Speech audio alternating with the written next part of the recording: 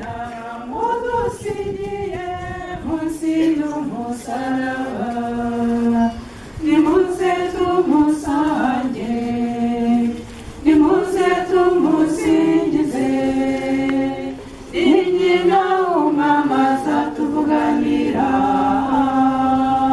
nitugeraho rukomeye, ni nyina w'umwamaza tuvuganira, nitugeraho rukomeye. Turagusenga Yesu, turagushima.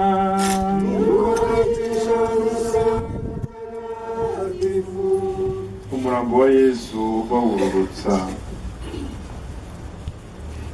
Nuko abasirikare baraza bavuna amaguru y'uwa mbere n'ay'undi wari ubambanywe nawe, ariko bageze kuri Yesu basanga yapfuye, we ntibirirwa bamuvuna amaguru, ahubwo umwe mu basirikare amutikura icumu mu rubavu, maze havamo amaraso n'amazi.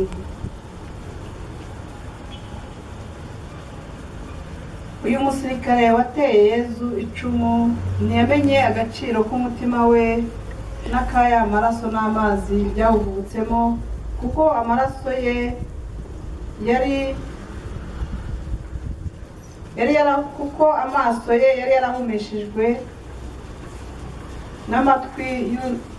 kuko amaso ye yari yarahumishijwe n'amatwara y'ubugizi bwa nabi. Nyagasani Yesu natwe ntituramenya neza agaciro k'amazi n'amaraso byavutse mu mutima wawe mutagatifu. Ntituramenya ko ku bw'ayo mazi n'ayo maraso twuhagirwa ubwandu bwose, kandi tukuzura ubuzima utazazima bibaho bumwe no mu biremwa byose.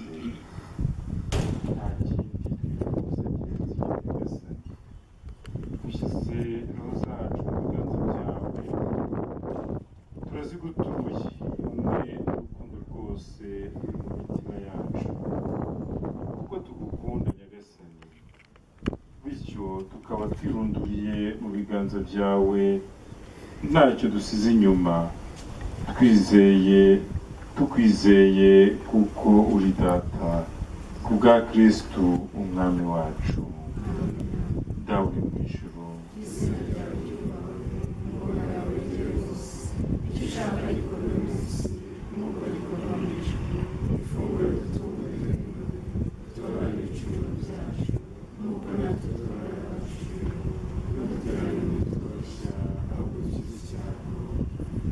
Nyagasani utubabarire,